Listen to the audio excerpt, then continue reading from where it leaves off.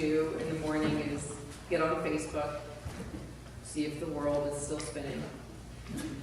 And one reason I like to do this on Sundays, which might seem like not the best day to go on Facebook because you get sort of stuck in this mire of Facebookiness. But I have a lot of friends, as you might expect, who are pastors. And apparently they wake up a little earlier than me, or their heads are a little clearer than mine in the mornings or something, because many of them post really great stuff on Sunday mornings. I don't. So a friend of mine this morning on Facebook posted these words. Those who worship bully-like gods choose bullies as their leaders. And that really struck me.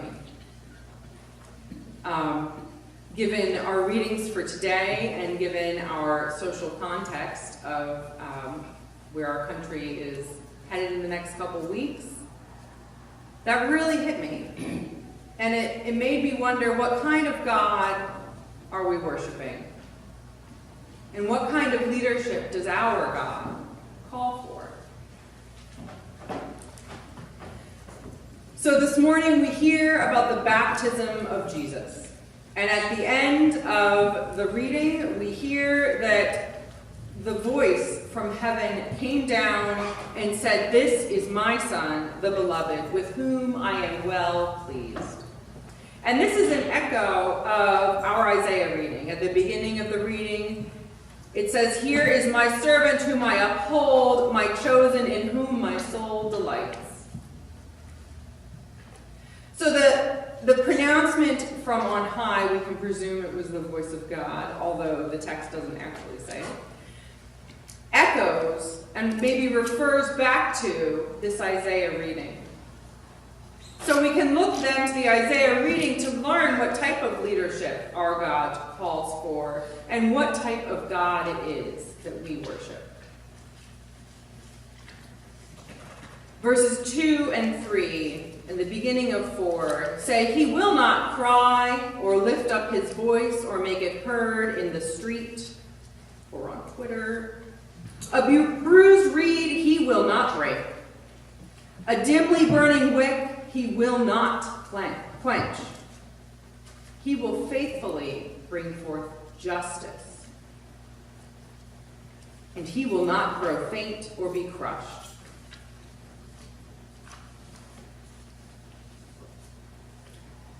At Christ's baptism, the actions of Jesus and the words from heaven clue us in, as they clued in the people gathered there, as to who this God is whom we are worshiping, and what kind of leadership this God is calling for.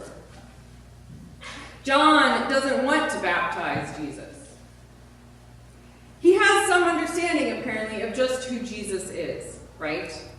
And he says, this is not the way this should happen.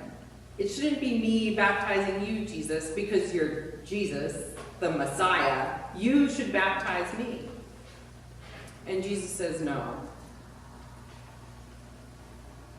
Jesus says, as he so often does, that we need to turn the world on its head. The power dynamics that we have ingrained in us according to our society, according to our world, God turns on their head. This is the God we worship, one who places God's self lower than God's own creation, one who humbles God's self to the point of becoming part of that creation, to the point of being dumped in the river by one of his own creation. And then, of course, the voice from heaven references a leader who is a servant, who does not lead by breaking, does not lead by beating down, does not lead by oppressing or subverting, but leads gently. Leads in such a way that a bruised reed he will not break. in such a way that even a dimly burning wick will not be quenched. And yet he will faithfully bring forth justice. And then, of course, further on in the passage, it says, verse 6, I am the Lord, I have called you in righteousness. I have taken you by the hand and kept you. And of course, as we remember Jesus' baptism today, we remember our own, as we did at the beginning of worship.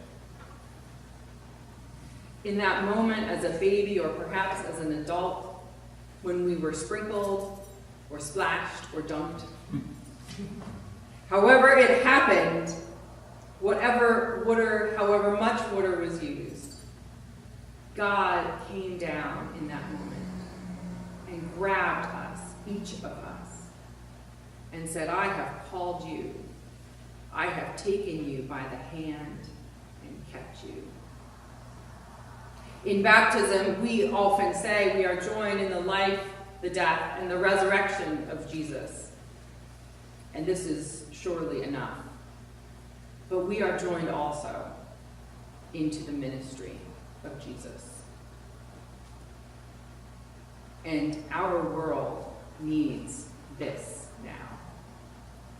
We are called to be this servant leader. We are the body of Christ. We are called to be this servant Christ in the world. At the end of our Isaiah reading, it says, see, the former things have come to pass, and new things I now declare. Before they spring forth, I tell you of them. Well, this is our calling now, to declare these new things to the world, to declare a God who loves in a way that turns the power structures of the world on their head, to declare a God who calls us not to subjugate or oppress, not to push down or fight, but to lead gently towards justice. Not quietly, not passively, but gently and lovingly. To continue the work that Jesus did, to follow in that vein. God is calling us to be that voice that declares the new things to the world. And we can go out doing so because we have faith and hope through the promises made to us in our baptism, through the knowledge of the leadership and servanthood of Jesus. We know that God has called us, God has taken us by the hand, and God has kept us. Amen.